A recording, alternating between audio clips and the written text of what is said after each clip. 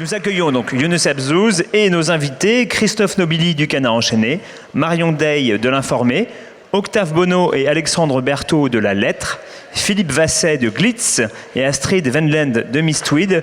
Vous verrez, ils ont tous un point commun, c'est que Bernard Arnault ne veut pas que ses salariés leur parlent.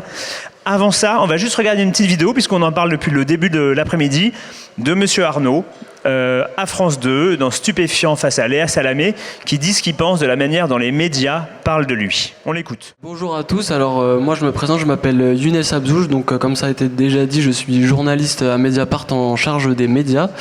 Ce que vous venez de voir, c'est Bernard Arnault qui en a gros sur la patate et qui se lâche devant une Léa Salamé fort bienveillante. Donc contre quoi l'homme le plus riche du monde peut-il bien pester ? Précisément contre ce qu'il nomme pudiquement l'esprit socialo-marxiste. Autrement dit, si on le traduit Bernard Arnault en langage courant, toutes les revendications sociales sur les conditions de travail qu'on a entendues sur la table ronde précédente avec Khadija, pour l'augmentation des salaires, la justice fiscale et de manière générale une répartition plus juste de la richesse produite dans l'entreprise, toutes ces revendications-là que Bernard Arnault préférerait enterrer. Et quand l'homme le plus riche du monde de France n'apprécie pas la façon dont on parle de lui et de son business, il s'attelle à changer les mentalités. Et quoi de mieux pour cela que de prendre le contrôle de plusieurs médias. Donc ça a commencé en 1999, c'est là sa première acquisition dans les médias avec Radio Classique. Et puis à partir de là, son appétit pour les médias n'a fait que croître. Donc on a pour les plus connus Les Échos, Le Parisien, et puis tout récemment évidemment Paris Match.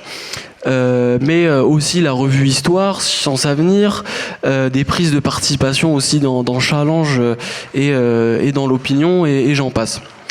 Et quand racheter des médias justement ne suffit toujours pas, Bernard Arnault dresse des listes noires de médias auxquels ses collaborateurs n'ont pas le droit de parler.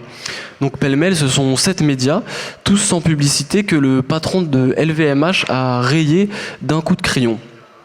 Il les décrit comme des publications orientées, peuplées de journalistes peu scrupuleux.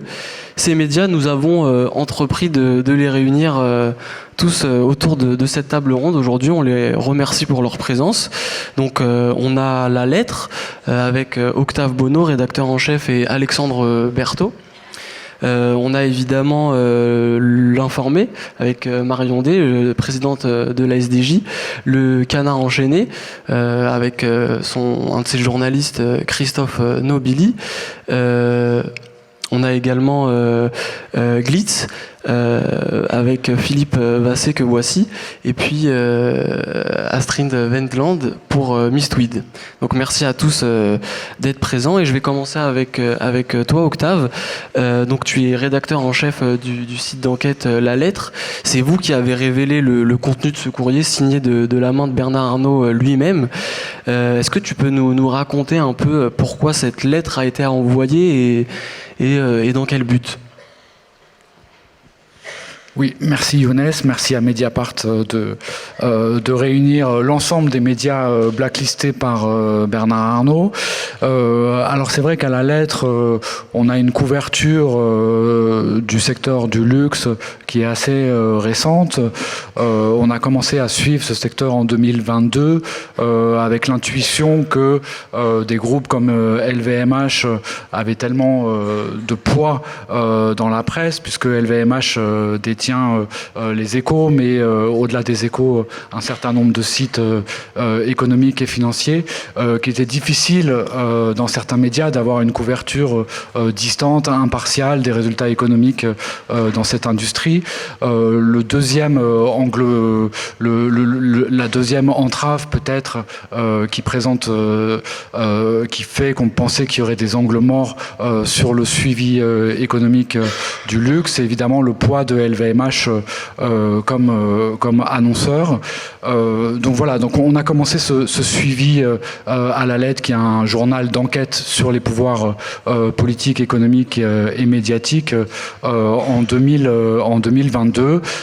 Et ça nous a permis de sortir un certain nombre d'infos comme sur le lobbying du groupe de LVMH, sur la campagne de Bernard Arnault pour rentrer à l'Académie des sciences morales et politiques, et un suivi de l'industrie du luxe qui nous manquait, qui est un suivi qui est fait par Sophie Lécluse, notre journaliste en charge, et qui s'est procuré ce mail envoyé au COMEX. Alors on publie cet article donc, qui s'appelle Bernard Arnault impose sa blacklist au cadre du groupe de LVMH le 18 septembre. C'est un mail qui est étonnant en fait par son contenu. Parce que Bernard Arnault, qui intervient à la fois comme patron d'un grand groupe français et comme un patron de presse, puisque dans ce mail il se présente comme grand propriétaire de médias, va distinguer en quelque sorte les bons et les mauvais médias, les bons et les mauvais journalistes. Alors le mieux c'est de reprendre le texte, mais pour lui les bons journalistes et les bons médias, ce sont ceux qui portent au travail de nos créateurs et de ceux qui dirigent nos maisons, ainsi qu'aux événements que nous organisons, un intérêt.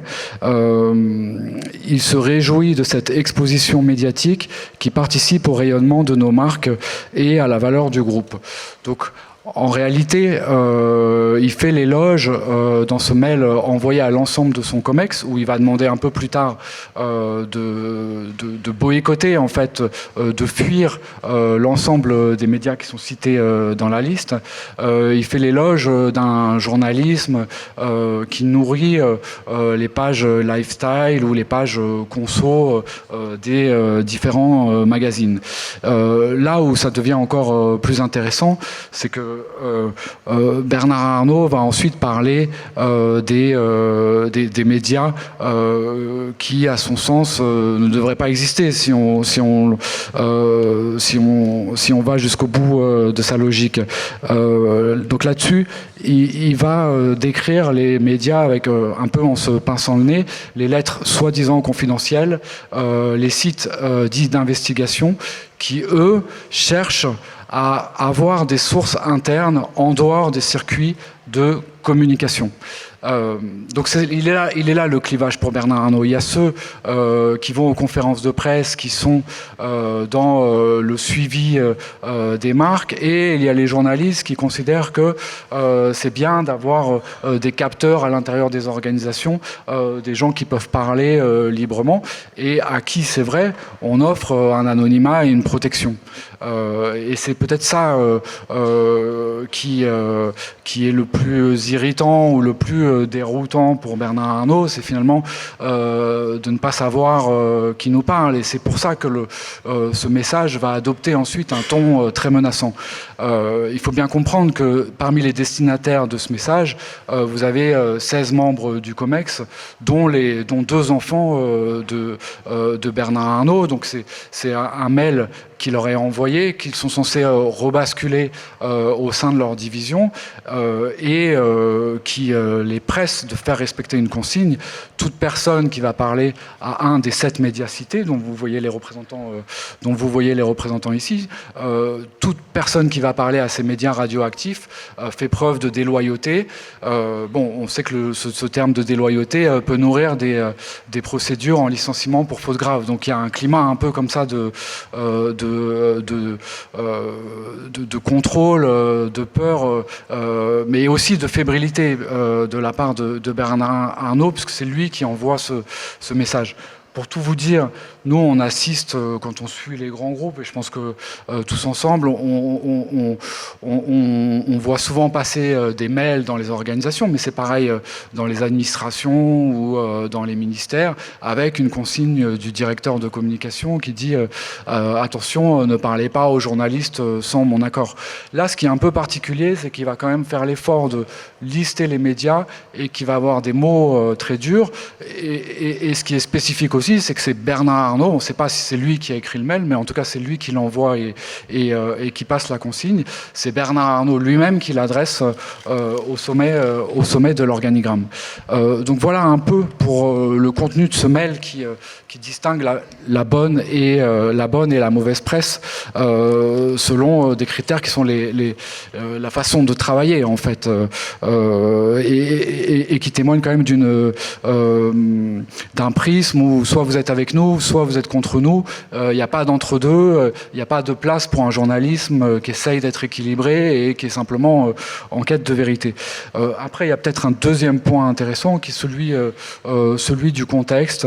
À mon avis, enfin, une des phrases peut-être ou un des avertissements les plus intéressants du mail et qui permet de comprendre pourquoi il a été envoyé le 17 janvier au début de cette année. C'est une phrase où il fait allusion à la gouvernance du groupe qui chez LVMH est intrinsèquement liée à la famille et à la carrière des enfants Arnault. C'est un groupe qui est dans un processus de succession qui devrait s'engager, on ne sait pas quand, mais c'est évidemment sous-jacent dans chacune des nominations qui sont annoncées. Voilà ce que dit Bernard Arnault. J'ajoute que nous sommes un groupe familial et je rappelle à tous l'interdiction formelle de communiquer des informations ou des commentaires sur la famille. Et c'est peut-être le point qui est le plus sensible, en tout cas l'un des points sensibles pour Bernard Arnault. Il se trouve qu'à cette date-là, en janvier, à la lettre, on avait un article dans les tuyaux sur une promotion qu'il allait accorder à deux de ses enfants. C'était Frédéric et Alexandre Arnault. Le papier est paru le 22 janvier. Le contradictoire avait été fait. Donc le groupe était au courant. Et c'était un peu l'insuite d'un précédent papier sur une analyse quasiment de géographie familiale à travers l'organigramme de la répartition des pouvoirs chez LVMH. Et c'est la question probablement la plus sensible pour Bernard Arnault, qui veille à la fois à assurer la carrière de l'ensemble de ses enfants et à ne pas attiser les rivalités.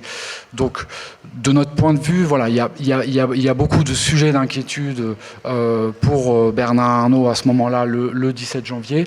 Un des sujets les plus sensibles, et c'est toujours le cas aujourd'hui, c'est la place de ces enfants dans l'organigramme de LVMH. Aussi un des points, des points intéressants de cette lettre, c'est que le point commun entre chacune des publications blacklistées, c'est qu'aucune d'elles ne dépend des revenus publicitaires et donc ne tire des revenus que grâce à ses abonnés. J'imagine que pour chacun d'entre nous ici, c'est pas un hasard, quoi. Je dirais qu'effectivement Bernard Arnault a deux moyens d'interférer dans les médias, c'est soit il les rachète, soit il passe de la publicité. Il en passe plusieurs. En 2023, il a passé par exemple 600 millions environ d'euros de publicité dans la presse écrite. Dans nos 7 médias, il ne peut pas. Donc qu'est-ce qu'il lui reste? D'envoyer un mail à son COMEX pour nous interdire de parler, mais sinon il n'a pas beaucoup de moyens pour peser sur nos lignes éditoriales. Et pour rebondir sur ce que disait Octave, ce qui est aussi perturbant en fait dans le mail de Bernard Arnault, c'est qu'il fait aussi une dissociation entre les mauvais journalistes et les bons journalistes, mais je trouve ça de surcroît très très très méprisant pour tous les autres journaux. Je veux dire quel mépris foncier par rapport à ses propres titres sur la capacité de ces journalistes à mener des enquêtes en fait. Bon allez, on va dire un petit quelque chose. Peut-être vous expliquer un peu comment, quand on est dans un journal indépendant où effectivement on n'a pas pour un milliardaire comme Bernard Arnault, on n'a pas le levier de la publicité et le poids des annonces pour obtenir ce que l'on veut et pour censurer ce que l'on ne veut pas. Vous dire comment on réagit à première vue. au Canard enchaîné, c'est vrai que quand on a vu ce mail sortir par la lettre, notre première réaction quand même si certains trouvaient par certains côtés ça relativement grave, ça a été de se marrer. Ça a été de se marrer parce que ce mail, il est un petit peu ridicule. Il est évidemment totalement contre-productif pour l'image même du patron qui l'envoie. Et on sait tous, quand on est journaliste d'investigation, que plus on verrouille, plus on envoie ce genre de message, plus vous pouvez être sûr qu'il va y avoir des fuites. Parce que ça va indigner des gens à l'intérieur. Et la meilleure preuve en est, c'est que certes, ce mail, il a mis quelques mois à arriver dans une rédaction, mais il y est arrivé. Et c'est un mail quand même qui devrait être totalement sacralisé. Il est envoyé par le grand patron, il est envoyé à ses enfants, il est envoyé au lieutenant de ses enfants. Je ne pense même pas qu'à un seul instant, il ait pu imaginer que ça sortirait. Et c'est sorti. Donc si vous voulez, ça a ce côté un petit peu ridicule qui nous fait sourire. Et ça nous fait d'autant plus sourire qu'on sait très bien qu'on continuera à avoir des informations qui sortent du groupe LVMH, de ces marques de luxe et d'autres. Et j'ai envie de dire, finalement, parce qu'il faut quand même à un moment donné mettre un peu de gravité dans le sujet, c'est pas tellement pour les gens dans le groupe Dior, chez Berluti ou chez Moitensi que personnellement, moi, je vais m'inquiéter de leur sort. Certes, ça instaure un climat de terreur et c'est l'objectif. Mais c'est pas finalement pour ces gens-là, je trouve, dans ce message, qu'il y a finalement ce qui est le plus inquiétant. Ce qui effectivement est quand même assez grave, et c'est peut-être pas forcément ce dont on n'a pas le plus parlé, c'est la considération que porte effectivement M. Bernard Arnault, lui-même propriétaire de journaux, à la profession de journaliste. Il y a les bons, il y a les mauvais. On a bien compris que les bons, c'est ceux qui sont serviles et ceux qui servent la soupe pour qu'ils vendent de plus en plus de sacs Vuitton et de parfums. Mais la manière dont il parle des journalistes, ça veut dire quelque chose. Et effectivement, ce mail qui est destiné, on le comprend, aux marques de luxe du groupe, ce qui est le plus grave pour moi, c'est qu'indirectement, elle vise qui ? Elle vise la liberté d'expression des journalistes de son groupe. Parce que bien évidemment, quand vous êtes journaliste aux Échos, quand vous êtes journaliste aux Parisiens, même journaliste à Radio Classique, quand vous êtes journaliste à Paris Match, que vous voyez passer un mail comme ça, qu'est-ce que ça veut dire ? Ça veut dire, certes, celui qui travaille chez Dior, il faut qu'il la boucle. Mais est-ce que ça veut dire que celui qui est journaliste aux Échos, celui qui est journaliste aux Parisiens, celui qui est journaliste chez Paris Match, est-ce que lui aussi, il doit se tenir finalement à cette censure qu'on lui impose, à cette terreur qu'on veut finalement diffuser, sous peine d'être déloyal. Et c'est ça qui est très grave. Ça envoie un message quand même aux journalistes de ce groupe. Et on va pousser le raisonnement un peu plus loin. Qu'est-ce que ça veut dire ? Ça veut dire que demain, un journaliste des Échos, un journaliste du Parisien, un journaliste de Paris Match ne pourrait plus dire à l'extérieur « Tiens, moi, dans ma boîte, on a censuré un article parce qu'il y a un annonceur du groupe LVMH ou d'un autre groupe qui avait payé et on a eu un vrai acte de censure. » Un journaliste ne pourrait plus dire ça. Un journaliste ne pourrait plus à l'extérieur faire usage de sa liberté d'expression pour dire « on m'a censuré dans mon journal ». C'est ça qui est grave. On va pousser le raisonnement encore un peu plus loin. Est-ce qu'un délégué syndical, par exemple, un salarié protégé dans une boîte, dans un journal du groupe LVMH, est-ce qu'il aurait le droit de dire, désormais, sous peine d'être taxé de déloyauté, dans ma boîte, il y a des problèmes sociaux. Dans ma boîte, le droit du travail n'est pas respecté. Dans ma boîte, on a encore censuré un article parce qu'il parlait de M. Ruffin, de M. Mélenchon ou je ne sais quoi. C'est ça qui pose véritablement pour moi un problème. C'est le message qu'à travers ce mail, Bernard Arnault envoie à ses propres journalistes. À ses propres journalistes.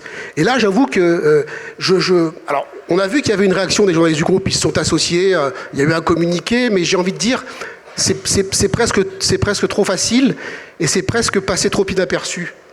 Et c'est dur parce que vous savez que dans notre profession, le plus dur, malgré la puissance qu'on nous attribue, c'est de se fédérer. La presse en France est une presse qui a du mal à être un vrai groupe de pression vis-à-vis des politiques et du pouvoir parce qu'elle n'est pas suffisamment fédérée. Et je pense à ces journalistes des Échos, du Parisien, de Match maintenant, comment se fédérer, comment réussir à avoir une réaction forte qui montre que M. Bernard Arnault, là, il est allé très loin parce qu'il n'a pas mis seulement en cause le droit de s'exprimer de tous ses salariés, il a mis en cause le droit de s'exprimer et de faire leur métier de simples journalistes pour lesquels il n'a aucune considération. Et c'est ça qui, à mon avis, dans cette affaire, c'est quelque chose qu'on doit garder en tête. Mais ce qui était, pour rebondir aussi sur ce que tu dis, ce qui était intéressant, c'est que on a fait les SDJ en fait se sont regroupés pour faire un texte dénonçant en fait le mail de Bernard Arnault, et que les SDJ du groupe, les Échos, le Parisien, voilà, ont signé. Alors ça a été un dialogue avec eux pour arriver à quelque chose qui corresponde à ce qu'ils avaient envie de dire et à ce que nous on avait envie de dire. Mais voilà, c'est vraiment la vision de Bernard Arnault qui était dénoncée voilà, dans ces tribunes. Ouais, Merci beaucoup. Bonjour, moi je dirige une lettre qui s'appelle Glitz, qui fait partie du même groupe que la lettre, Octave, et qui couvre le luxe. Avant, je couvrais les services de renseignement. Je ne suis pas tellement dépaysé. C'est juste pour donner un tout petit peu de contexte, parce que je pense que moi j'ai découvert ça en fait quand je me suis intéressé au luxe. Avant, c'était un secteur que je connaissais pas très bien. Je pense que vous vous rendez pas compte des médias en fait qui couvrent le luxe. Tous les employés de LVMH et les cadres de LVMH lisent une publication tous les jours qui s'appelle Women's Wear Daily, qui est le média, on va dire le journal officiel de la mode et du luxe. Et les usages dans cette publication, moi, je les ai découverts quand je me suis abonné parce que on avait décidé, comme Octave l'a dit, de couvrir le luxe. C'est pas que c'est pas un média d'investigation, c'est Jour de France sous Tranxène. Par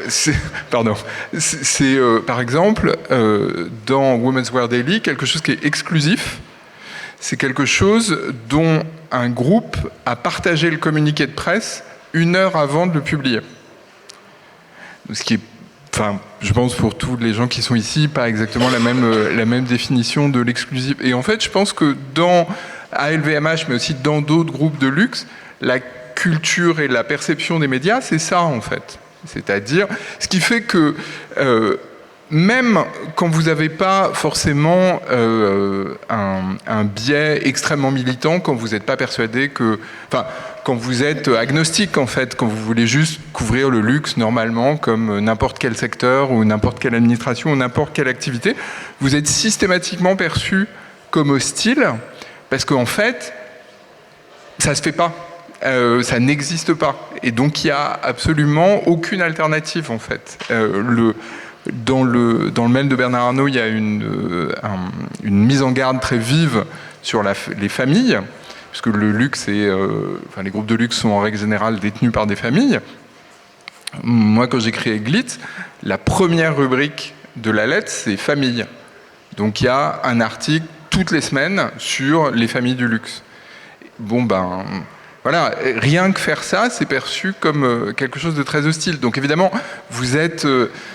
quand vous comprenez l'atmosphère dans laquelle baigne le secteur, le fait de le couvrir juste normalement, même pas d'avoir... de monter au créneau, mais juste de raconter les choses comme elles se passent, c'est déjà une agression, en fait. Mais moi, je voudrais rebondir sur ce que vous disiez. Astrid Wendland de Miss Tweed, la plupart des grands patrons milliardaires comme Bernard Arnault, ce sont des gens qui vivent hors sol, qui sont déconnectés de la réalité. Et donc ce mail, pour moi, c'est encore une preuve que ce sont des gens qui pensent qu'ils peuvent absolument tout contrôler, comme la presse. Mais regardez aujourd'hui en France, je pense que 95% des grands médias sont contrôlés par 5-6 milliardaires. Et moi, pourquoi j'ai créé Miss Tweed? J'étais rédactrice en chef du luxe chez Reuters. Avant, j'étais correspondante au FT à Moscou. Et j'ai quitté Reuters en 2017 pour écrire un livre sur le luxe, d'ailleurs. Et pendant que j'écrivais mon livre, j'ai fait du freelance pour tout le monde, pour le New York Times, pour Business of Fashion, pour Fashion Network.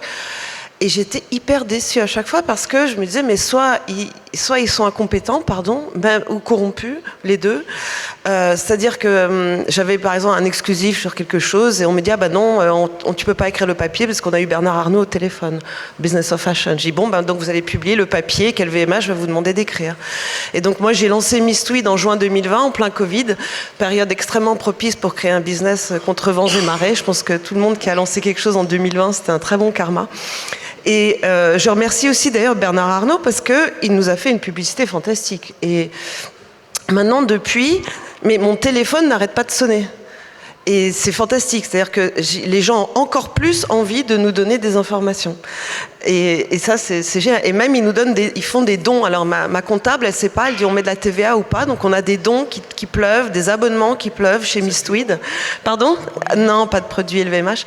Non, mais c'est extraordinaire. Et je voudrais aussi saluer le travail de Marion, qui a été fantastique, qui a fait donc cette tribune.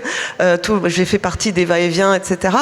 Et moi, ça m'a aussi fait chaud au cœur de voir toutes ces rédactions françaises se rassembler, être solidaires. Et là, je dois vous dire, on a plein de problèmes, mais là, j'étais fière de mon pays. Donc vraiment, vraiment bravo, parce que ça montre qu'on est encore fiers de notre liberté d'expression, de notre insoumission, de ce besoin d'avoir une pluralité d'opinions. Et quand on voit que tous les médias sont contrôlés par des milliardaires, on se dit mais qu'est-ce qui reste ? Et il reste que quelques libres penseurs. Et voilà. Donc je pense que le fait même d'être ici, d'organiser cette conférence, c'est aussi pour encourager l'esprit critique. Et quand on voit les médias aujourd'hui, Women's Wear, vous parliez de ça, mais il y a le Figaro aussi, c'est les porte-paroles de LVMH. Et moi, parfois, j'ai des communiqués avant l'heure. Ils sont bien embêtés parce que, parce que c'est très établi. Et moi, j'ai créé Mistweed parce qu'il n'y avait rien d'autre à l'époque. Et Mistweed est en anglais et en français. Et on fait bouger les actions, maintenant. on rigole bien. Vous voulez réagir ? Peut-être dans la continuité de ce que disait Christophe sur comment l'interpréter, ce mail, sur ce que ça veut dire de la vision de Bernard Arnault du journalisme. Bernard Arnault, dès qu'il en a l'occasion, il rappelle que s'il a investi dans les médias depuis une vingtaine d'années, c'est uniquement dans un objectif démocratique, de droit à l'information. Il se considère comme un mécène, en fait. D'ailleurs, il faut rappeler que le chiffre d'affaires du groupe Les Échos le Parisien, c'est seulement 0,5% du chiffre d'affaires de LVMH. Donc Bernard Arnault considère que sans lui, beaucoup de ces médias n'auraient pas survécu, ce qui est d'ailleurs probablement vrai pour certains d'entre eux. Mais on se rend quand même vite compte qu'en enquêtant justement sur sa gestion des médias, que cette défense de l'intérêt général, elle s'arrête quand ces intérêts très particuliers sont menacés dans ces mêmes médias. Et on va peut-être y revenir tout à l'heure, mais que depuis un an ou deux, il y a une vraie inquiétude au sein des rédactions détenues par Bernard Arnault sur leur indépendance. On l'a vu aux Échos avec la révocation du directeur de la rédaction par l'actionnaire, mais on le voit aussi chez Challenge, par exemple, on pourra en parler, mais encore cet été, les journalistes de Challenge n'ont pas réussi à mettre une photo de Bernard Arnault et de ses enfants en une du fameux classement des grandes fortunes françaises, parce que Bernard Arnault a 40% de Challenge, il a une option pour en avoir bientôt les 60% restants, et on sait que Bernard Arnault déteste ce classement, il considère que ça alimente une forme de haine anti-riche, et donc la direction de Challenge n'a pas voulu lui faire cet affront que de le mettre en photo de ce classement. Donc c'est un exemple parmi d'autres, mais ce mail, il dit aussi beaucoup de ce qui se passe dans les rédactions de LVMH qui font malgré tout leur travail comme elles peuvent. Le Parisien, par exemple, suit en ce moment le procès de Squarcini, dans lequel LVMH est un des commanditaires. Ils ont suivi le procès en appel de Nicolas Bazir, un des plus proches collaborateurs de Arnault dans le cadre de l'affaire Karachi. Donc voilà, il ne faut aussi pas généraliser sur leur vécu à eux, mais il faut l'avoir en tête. Ouais, donc tu l'as bien souligné, Alexandre. Donc il y a les médias que Bernard Arnault possède, et puis il y a les autres. On l'a dit, donc le groupe LVMH aussi, même pour les médias qu'il ne possède pas, il les tient, on va dire, à bonne distance d'influence, notamment par son rôle de financeur de la publicité dans un bon nombre de titres de presse. Justement, Marion, t'as publié hier un papier dans l'Informé qui raconte à quel point Bernard Arnault et son groupe arrosent la presse française de pages pub. Qu'est-ce que ça dit ? Paradoxalement, ça n'est que le 4e annonceur en France après Stellantis, Leclerc et Intermarché, mais c'est quand même en 2023 600 millions d'euros, tous médias confondus, en publicité. Sur ces 600 millions, il y en a à peu près 300 millions qui vont dans la presse écrite. Il arrose bien sûr ces journaux beaucoup, mais il y a aussi après tous les autres groupes comme Le Figaro qui arrive en 2e position après le sien, puis Le Monde en 3e position. Voilà, donc il est très présent. Il sait retirer les publicités quand il le faut. Il y a eu, après Libération en 2012, après la fameuse une Castois-Richecon, qui s'est vu retirer ses budgets publicitaires. Il y a eu aussi dans Le Monde un moment qui a eu une mesure de rétorsion, alors que Bernard Arnault a contesté ensuite devant la commission qui a eu lieu sénatoriale là, en janvier devant les sénateurs sur la concentration dans les médias. À noter que d'ailleurs il a dit des choses dans cette commission sénatoriale qui n'étaient pas vraies, comme par exemple le fait que les Échos étaient, quand il les a rachetés en 2007, étaient en déficit et qu'heureusement qu'il était là pour les sauver de la mort certaine. En réalité, les Échos n'étaient pas du tout étaient rentables à ce moment-là. Ils ont plus été rentable après. Je ne fais pas de lien de cause à effet, mais quand même. Et juste une petite chose sur l'arrosage des médias. Est-ce que vous avez déjà été invité à des ventes presse? Ah non, nous on n'y va pas et c'est dans notre charte d'indépendance. Voilà, parce que en fait, moi on va ni aux ventes presse et on va peu aux conférences de presse parce que c'est pas comme ça qu'on va chercher nos infos à l'informer, mais en travaillant notre réseau dans les entreprises et chez LVMH aussi. Mais nous on n'est pas invité aux ventes presse et si bien même on était invité, on n'irait pas. Voilà. Non, mais ce que je veux dire, c'est que j'ai vu, moi, plein de journalistes accumuler des sacs, des montres, des bijoux donnés par les marques de luxe de LVMH, mais d'autres aussi. Hein. Et on nous invite comme ça, sous le manteau, venez, je viens vendre tout ça. Donc ce sont des journalistes qui se font pas mal d'argent. Vous croyez que ces gens, ils vont critiquer la marque qui leur a donné un sac ou une montre à 50 000 €? Je ne pense pas. Vous voulez rebondir? On est sur quel sujet? Alors, ce que vous dites est très vrai dans la presse audiovisuelle, notamment. Ah oui? Ce sont les journalistes audiovisuels qui sont souvent démarchés par les grands groupes, parce qu'ils ont notamment en fin de journal télévisé, par exemple, une visibilité offerte souvent à des créateurs et des créateurs de luxe. Et évidemment, il y a la plus large place qui est faite au groupe LVMH. Et donc, effectivement, souvent, dans ces soirées, vous avez des noms, des gens assez connus, des journalistes vedettes, qui effectivement se font un petit peu arroser. Ouais. Voilà. Ça c'est une réalité, effectivement.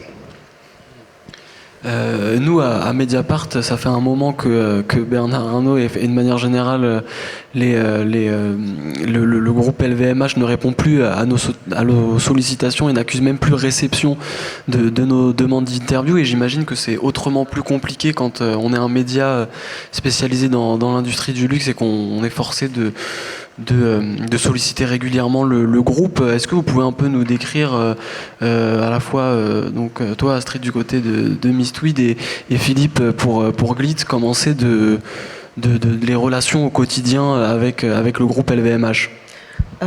Si je peux commencer, si vous me permettez. Moi, le groupe répond toujours à mes questions, m'envoie toujours les communiqués et j'ai vu aucun changement depuis. Les gens, mes sources chez LVMH me parlent toujours, les gens autour de LVMH me parlent toujours. Et là, ce qui est formidable, c'est comme ils viennent de virer plein de gens, ils ont encore plus envie de parler. Donc, je vous avoue, là, c'est une période formidable pour nous. Donc, j'ai jamais... En fait, moi, je savais qu'il y avait ce mail, je l'avais vu. Moi, j'ai pris la décision de ne pas le publier parce que, en fait, ça mettait de l'huile sur le feu et j'essayais plutôt de comprendre pourquoi, plutôt que de le sortir. Et voilà. Mais la lettre a une autre politique éditoriale que la mienne. Voilà, oui.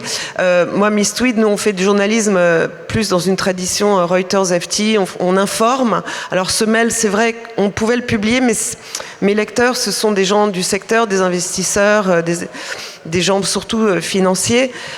Mais par contre, ce qui est incroyable, c'est que ça a vraiment montré à quel point Bernard Arnault se pense tout puissant et capable de museler une certaine partie de la presse française et qui déteste l'indépendance d'esprit, l'esprit critique, etc. Et quand on voit qu'un homme comme ça est aussi puissant, et surtout quand on voit à quel point notre gouvernement se met à terre devant lui, c'est-à-dire que moi j'en vois des ministres, des gens, mais qui ils sont prêts à tout lui passer, à tout lui accorder. On se souvient de l'histoire géniale de Tiffany. où Bernard Arnault a acheté Tiffany à New York. Et bon, il y a le Covid.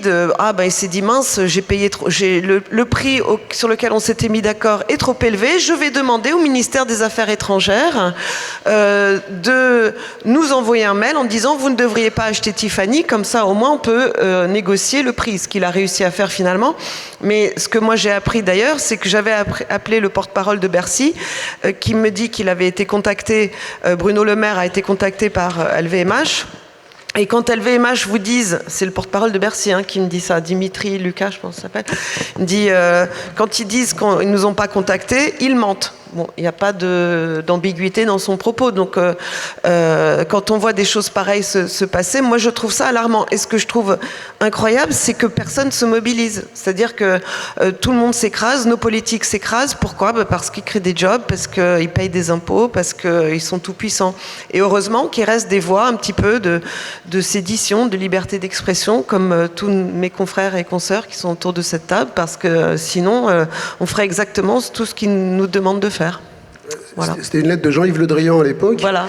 Et ça lui avait fait économiser de mémoire 450 millions d'euros, je crois. Pas tant que ça. Jean-Yves Le Drian, pardon ? Je veux dire, dans la vente, finalement, ils avaient une ristourne. C'était pas énorme. C'était pas 400 millions et quelques 450 millions, mais pour un deal de 16 milliards. Non, pardon, oui millions, mais c'était 16 milliards le deal, oui, tout à fait. Le deal, donc c'était peanuts. Mais d'ailleurs, ce monsieur Le Drian est maintenant à une commission en Arabie Saoudite et s'engraisse dans les relations franco-saoudies, sur lequel d'ailleurs je vais écrire prochainement. Mais j'aimerais entendre le retour sur LVMH et les relations avec Glitz, peut-être. Eh bien... Octave. Non, oui, je voulais simplement sur le mail, il faut quand même distinguer la façon qu'a Bernard Arnault de verrouiller son COMEX, d'empêcher les informations de sortir à l'extérieur. C'est différent qu'un acte de censure, c'est-à-dire il n'est pas allé pour demander des dépublications d'articles, etc. C'est le genre de pratique que nous, en tout cas, auquel on n'a jamais été confrontés. Là, il est vraiment dans un contexte quand même de faire en sorte que des informations sur sa famille et sur sa gouvernance ne sortent pas. Et à mon avis, il est dans un moment de fébrilité. Et je confirme ce que tu disais, Christophe, sur le côté évidemment vain du mail qui met quand même pas mal de temps pour arriver dans la presse. Ça arrive chez nous 8 mois plus tard. Mais c'est quand même une maladresse. Je pense que beaucoup de patrons un peu mieux conseillés en communication, même si je crois que Bernard Arnault est très staffé de ce côté-là. Il a les 4 plus grandes agences de communication qui le conseillent. Je pense que beaucoup auraient évité de signer ce mail. Donc, si vous voulez, ce que je veux dire, c'est que c'est pas non plus le même profil que Vincent Bolloré.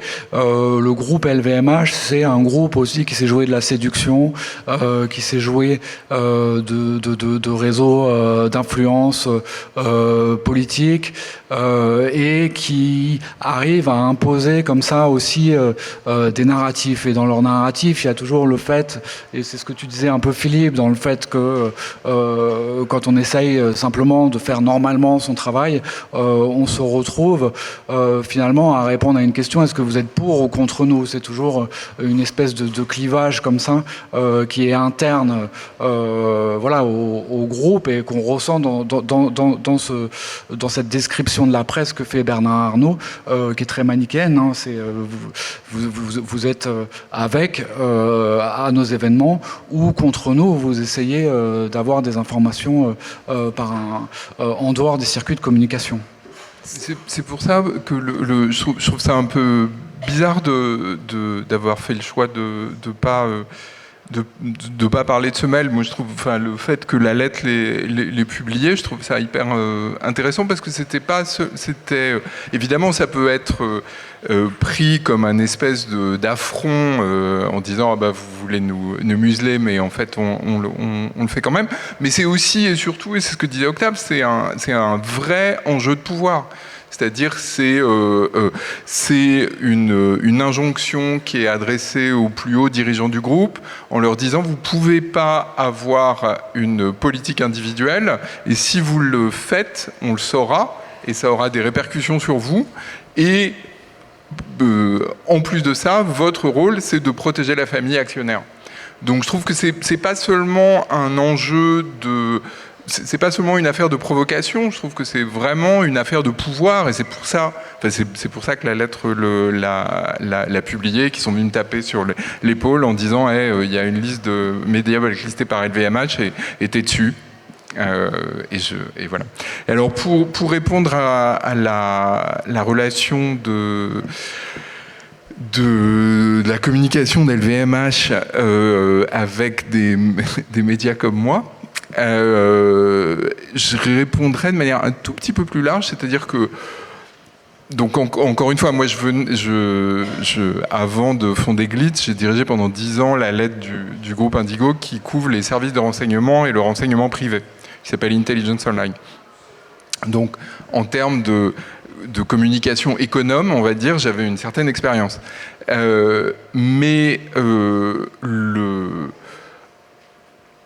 Ce que j'ai découvert, en fait, c'est que dans le luxe, les gens dont la communication est le métier, c'est pas de répondre à des questions, en fait, comme ou de simplement traiter des demandes des journalistes, en fait. C'est des gens qui s'occupent beaucoup plus d'image, de réputation, avec LVMH, mais avec d'autres groupes, c'est ça ce que j'essaie de dire, c'est-à-dire que je pense que le problème est un petit peu plus large. Quand vous posez des questions précises, ou que vous avez des infos précises, vous dites, ben voilà, j'ai appris ça, etc., est-ce que c'est le cas, j'ai tel chiffre, je ne sais pas.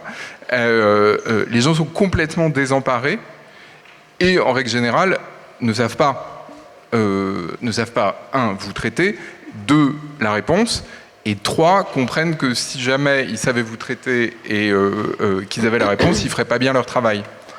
Donc du coup, c'est assez compliqué, mais pas seulement avec LVMH, avec tous les groupes de luxe, en fait. C'est pas un secteur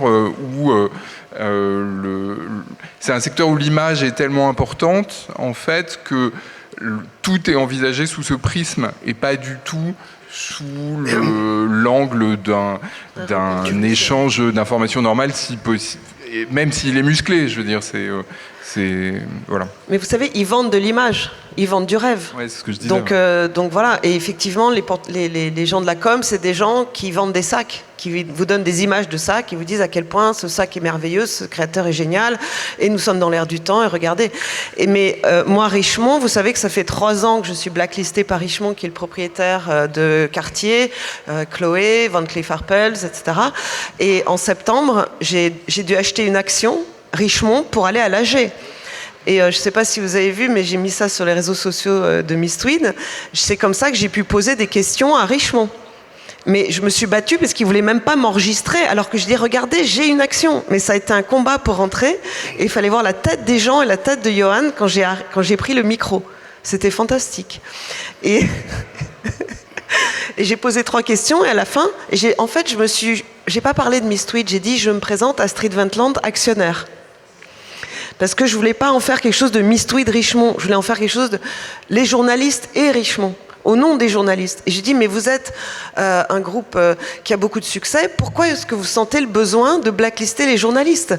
Même ceux, donc ils comprendront, qui sont keynote speakers à Watches and Wonders, dont vous blacklistez l'accès. C'est-à-dire que moi j'étais keynote speaker, j'ai dû le faire en visio.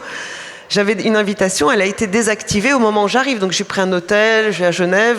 Les CEO ont dû sortir de Palexpo pour me donner des interviews. Et depuis 3 ans, Richemont ne répond jamais à mes mails. Et ils trouvent ça normal. Mais même, je le décris, c'est-à-dire, mais les gens, vous savez, quand on va dans FT Luxury Summit et des trucs comme ça, et des gens de Richemont, ils me voient, ils me disent, mais vous savez, je n'ai même pas le droit de vous serrer la main. Les gens de Richemont n'ont même pas le droit de liker les posts de Miss Tweed, ils n'ont pas le droit de s'abonner à Miss Tweed, et ne même pas de faire un clin d'œil à une conférence du luxe.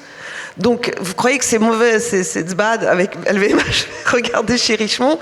Kering, ils sont moins névrosés, ils sont juste incompétents, mais ça, c'est un autre sujet. Ce que vous dites sur l'obsession de l'image, c'est très vrai. D'ailleurs, ça se sent dans ce mail. Bernard Arnault, il a une obsession de l'image. Je crois qu'il y a des gens avant nous qui sont passés par là pour expliquer que d'ailleurs, même s'il a plaidé coupable dans l'affaire Squarcini, c'est parce que précisément, il est persuadé que s'il va à un procès, c'est tant de sacs à main en moins qui seront vendus. C'est aussi simple que ça. Et ce qui est pour lui il faut bien le comprendre, ces médias aujourd'hui, à lui, ils servent aussi à ça. Dans sa façon de penser, les Échos, Paris Match, Le Parisien, Radio Classique, ça sert à vendre des sacs à main. Il faut dire les choses clairement. Je vais vous raconter une anecdote qui est complètement folle. J'ai fait un petit papier à l'époque, on s'était marré. En 2022, le grand Christophe Barbier, l'homme à l'écharpe rouge que vous connaissez tous, avait été invité dans une émission, je dirais un peu cultural people, sur Radio Classique, qui appartient à Bernard Arnault. Et à l'époque, Barbier se produisait au théâtre dans une pièce qui s'appelle Mademoiselle Chanel. Et Mademoiselle Chanel racontait l'histoire de Coco Chanel. Bon. Et ce qui est rigolo, c'est que la veille de son passage dans l'émission sur Radio Classique, il est décommandé. Il ne comprend pas, et bon, finalement on enquête un peu, et on découvre qu'en fait, on a demandé à Radio Classique de le décommander. Pourquoi ? Parce qu'il vient présenter une pièce sur Mademoiselle Chanel, et que donc il va parler de Chanel pendant 1 heure, et que Chanel c'est le concurrent de Dior, et que Dior c'est Bernard Arnault. Et ce qui est cocasse, c'est que la pièce, elle raconte notamment le passé collaborationniste de Coco Chanel, donc c'est pas franchement à son avantage. Et bien même ça, même le fait qu'on vienne parler du passé collaborationniste de la couturière Chanel dans un média LVMH, ça pose un problème parce qu'on va quand même citer le mot Chanel. Même si on le cite en mal, on va le citer. Et le simple fait qu'on le cite, c'est une concurrence, et ça, c'est pas acceptable. Et Barbier n'a pas pu aller parler à Radio Classique. Et dans le prolongement un peu de ce que je disais tout à l'heure et de ce que tu disais aussi, il se trouve que moi, je suis journaliste aussi média au Canard enchaîné. Et un journaliste média, par définition, il fait des papiers sur ce qui se passe chez les confrères. C'est pas très confraternel, mais c'est mon taf. Bon, et ben, il se trouve que des papiers sur ce qui se passe aux Échos, sur ce qui se passe aux Parisiens, ce qui se passe à Paris Match, ça fait partie de mon travail. Et ce que je disais tout à l'heure, c'est qu'effectivement, on commence à le sentir, que des journalistes de ces médias-là ont une difficulté à s'exprimer. Même quand ils représentent la Société des journalistes, même quand ils représentent la SDJ, ils vont commencer à avoir une difficulté à s'exprimer. Et ce mail-là, il leur envoie un message clairement. Vous êtes journaliste, mais même pour parler à des journalistes médias de ce qui ne va pas dans la pratique de la profession dans votre journal, ça va devenir compliqué. Et d'ailleurs, alors, a fortiori, on l'a vu avec Bolloré, moi j'ai des papiers sur Paris Match, on en a fait comme des tas, on n'a pas encore vraiment la pratique encore de Bernard Arnault à Paris Match, mais je peux vous dire que pendant la période Bolloré, qui a été relativement courte, ça a été un cauchemar. En fait, ils étaient effectivement terrorisés. Parce qu'à partir du moment où en plus vous avez un milliardaire qui ne porte aucune considération pour cette profession, ça veut dire que pour un oui ou pour un non, pour le moindre prétexte, il va s'en servir pour vous virer. C'est aussi simple que ça. Vous n'allez même pas commettre une faute professionnelle journalistique. Vous n'allez même pas avoir un manquement à votre déontologie. Vous avez juste à un moment donné mis en péril l'entreprise et vous avez fait acte de ce qui pour eux s'appelle de la déloyauté. Et ça suffit à vous trouver ou à vous coller un prétexte pour vous virer. Et c'est ça qui va petit à petit quand même, à mon avis, comme un poison, s'insinuer chez nos confrères. Voilà, il faudra qu'on essaie de les soutenir un petit peu quand même. Juste pour compléter, effectivement, pour Bernard Arnault, ces médias doivent servir les intérêts de l'entreprise LVMH, ou du moins ne pas les desservir. Mais je pense qu'il faut aussi avoir en tête que de plus en plus, pour nos confrères des Échos et du Parisien, la relation de Bernard Arnault avec le pouvoir politique, et en l'occurrence avec Emmanuel Macron, devient un sujet aussi éditorial. On a vu au Parisien, par exemple, que la rédaction s'est insurgée, selon elle, d'une couverture insuffisante du mouvement social contre la réforme des retraites. Dans l'entre-deux tours des législatives, des éditos du directeur de la rédaction qui mettaient dos à dos sous l'étiquette d'extrême LFI et le RN ont aussi beaucoup gêné en interne, puisque en creux ils servaient à défendre le bloc central macroniste. Donc je pense qu'il faut aussi avoir en tête que les intérêts de Bernard Arnault sont tentaculaires, sont multiples, et ils sont aussi très politiques.